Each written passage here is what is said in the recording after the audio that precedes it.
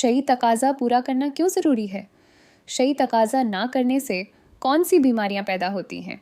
और जो लोग ज़्यादा शई तकाज़ा करते हैं उनकी सेहत पर क्या असर पड़ता है?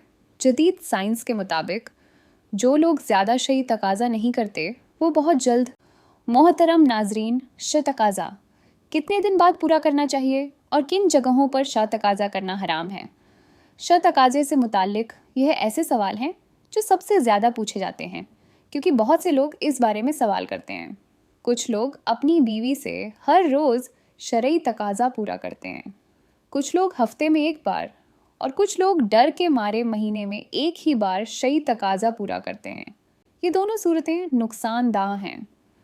अब सही तरीका क्या है, ये जानने से पहले शई तकाज़े से मुताल्लिक कुछ मुफीद मालूमात देना चाहते हैं। उसके बाद इंशा अल्लाह बताया जाएगा कि कितने दिनों बाद शई हक अदा किया जाए। मोहतरम नाजरीन, बीवी से शई तकाज़ा करने का तरीका यह है, जो वक्त तमाम शरई मोमिनियत से खाली हो, उसमें अच्छी नीयतों यानी नेक औलाद हासिल करने, न खुद पूरे बेलिबास हों और न औरत को मुकम्मल बेलिबास करें, क्योंकि हदीस पाक में इसकी ममनियत फरमाई गई है। नेज़ इस हालत में न मुंह किबला की तरफ हो और न पीठ, और फारिग अमल मुकम्मल होने के बाद जुदा ना हो, बल्कि औरत की हाजत पूरी होने का भी लिहाज रखें।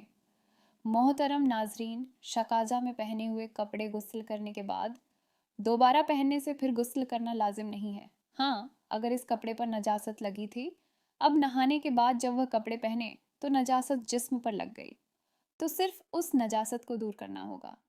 हर मर्द और औरत में नफसानी ख्वाहिशात एकसान नहीं होती। किसी मर्द में नफसानी ख्वाहिशात बहुत ज़्यादा और किसी मर्द में बहुत कम होती हैं, और यही हाल औरतों का है कि किसी औरत में नफसानी ख्वाहिशात ज़्यादा और किसी में बहुत कम होती हैं। जिस रात मर्द का इरादा अपनी बीवी से शई तकाज़ा पूरा करने का हो, तो वो अपनी बीवी से सुबह ही इसका जिक्र कर दे, ताकि वो अपने जिस्म को पाक साफ कर ले और ख़ुद को आरास्ता कर ले। इत्तला देने से औरत पर शौक़ मुबाशरत मस्तूर हो जाता है, तो दोनों को शकाज़ा पूरा करने का लुत्फ़ और सुरूर हासिल होता है। मोहतरम नाजरीन, मर्द और औरत का हमेशा एक ही बिस्तर पर सोना ज़हूफ़ बका पैदा करता है। किसी गैर के मकान में या किसी ऐसी जगह जहां अचानक किसी के आ जाने का खौफ हो, सही तकाज़ा पूरा ना करें। ऐसी हालत में लुत्फ़ मुबाशरत हासिल नहीं होता और कमज़ोरी पैदा होती है। भरे हुए पेट की हालत में शहवानी तकाज़ा पूरा करने से इखराज जल्द हो जाता है। पेशाब ज़ोर से मालूम होने के वक़्त शहवानी तकाज़ा करने से मसाना और पेशाब की नाली में अमराज पैदा हो जाते हैं, और पखाना ज़ोर से मालूम होते वक्त शहवानी तकाज़ा करने से बवासीर वगैरह के अमराज लाहक हो जाते हैं। मोहतरम नाजरीन, अगरचे मर्द की शहवानी तकाज़ा की ख्वाहिश पूरी हो जाती है, बाज़ औक़ात इस नामुकम्मल शहवानी तकाज़ा से, जिसमें औरत को इखराज ना हो पाए, औरत को नागवार महसूस होता है और असाबी बीमारियों वगैरह में मुब्तला हो जाती है। जमा से बेरगब्ती और शौहर से नफरत होने लगती है। अब हम बात करने वाले हैं कि कितने दिनों बाद बीवी से शहवानी तकाज़ा पूरा किया जाए, यानी शहवानी हक अदा किया जाए। ये जानने से पहले आप यह जान लीजिए कि शहवानी तकाज़ा में वफ़ा की दो हस्तियां हैं। एक शरई यानी शरीयत, इस बारे में क्या कहती है। दूसरी तबी यानी कि तिब्बी माहिरीन इस बारे में क्या कहते हैं। तो मोहतरम नाजरीन, आज की इस वीडियो में हम दोनों तरीकों के बारे में बात करेंगे।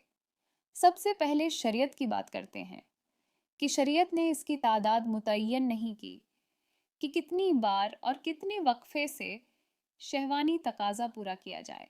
इसका सबब यह है कि ये हालात और अपनी हैसियत के एतबार से मुख्तलिफ हो सकते हैं, तो शरीयत की आदत नहीं कि वो इस तरह के मसाइल में तादाद मुतय्यन कर ले। लेकिन जमा और शहवानी तकाज़ा औरत का हक़ है जो खाविंद पर वाजिब है। इब्ने कुदामा रहमतुल्लाह अलैह फरमाते हैं कि अगर उसका कोई उजर नहीं तो वह अपनी बीवी से शहवानी तकाज़ा पूरा करे। इमाम मालिक रहमतुल्लाह अलैह का कौल भी यही है। हदीस ए शरीफ में है कि अब्दुल्लाह बिन उमर रज़ियल्लाहु ताला अन्हु बयान करते हैं कि नबी करीम सल्लल्लाहु अलैहि वसल्लम ने फरमाया, ऐ अब्दुल्लाह, کیا مجھے یہ نہیں بتایا گیا کہ تو دن کو روزہ رکھتا ہے اور رات کے وقت قیام کرتا ہے؟ میں نے عرض کی، کیوں نہیں اللہ کے رسول صلی اللہ علیہ وسلم، بات تو ایسی ہی ہے۔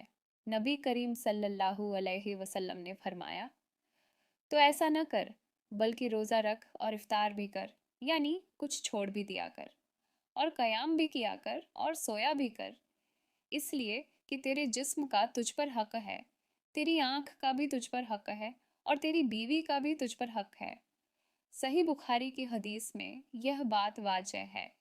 خامند کے لائق نہیں کہ وہ عبادات میں اتنی کوشش کرے کہ وہ اپنی جمع اور کمائی کرنے کے حق سے بھی کمزور ہو جائے، اور خامند پر بیوی کا حق یہ ہے کہ خامند اس کے پاس رات بسر کرے۔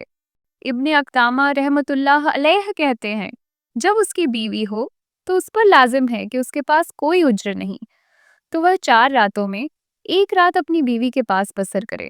ابن تعمیم رحمۃ اللہ علیہ کہتے ہیں، اور بیوی کی خواہش خامند پر شرعی تقاضا پورا کرنا اور جمع واجب ہے جب تک کہ خامند کا بدن کمزور نہ ہو، اور اگر وہ آپس میں تنازع کا شکار ہو جائے تو خامند پر قاضی نفع کی طرح اسے بھی مقرر کر دے۔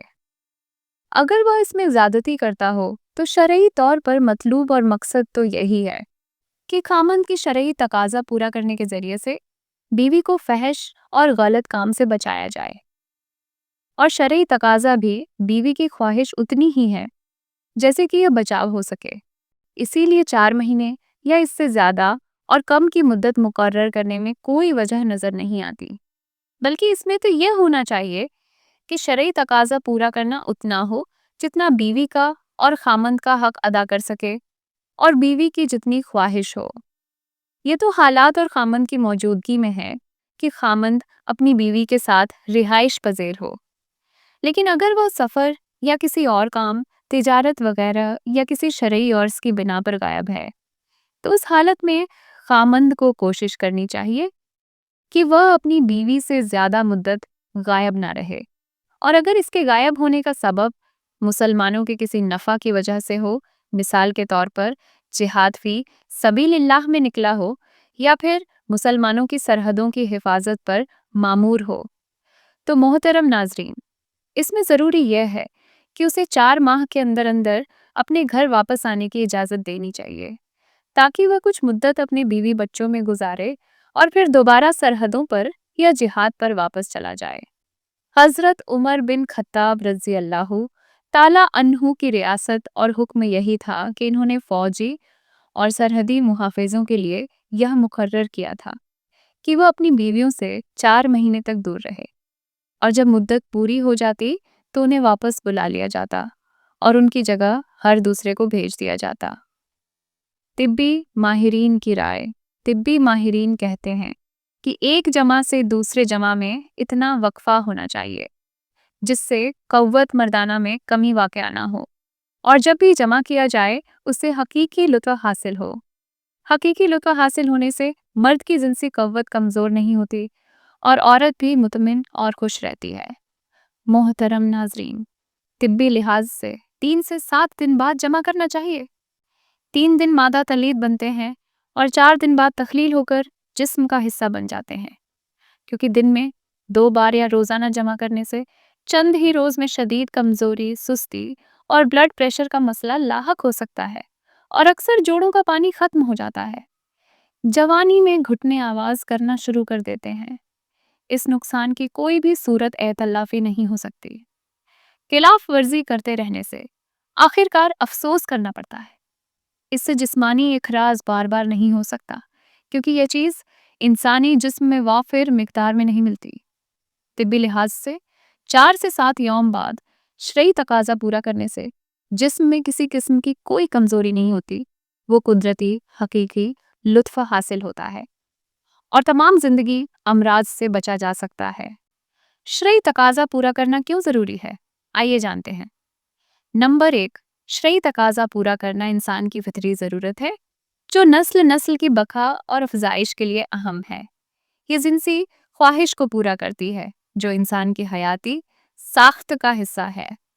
نمبر 2، یہ شوہر اور بیوی کے درمیان قربت اور محبت کو بڑھاتی ہے، جو نسل نسائی کی بقا اور افزائش کے لیے اہم ہے۔ یہ جنسی خواہش کو پورا کرتی ہے، جو انسان کی حیاتی ساخت کا حصہ ہے۔ نمبر 2، یہ شوہر اور بیوی کے درمیان قربت اور محبت کو بڑھاتی ہے۔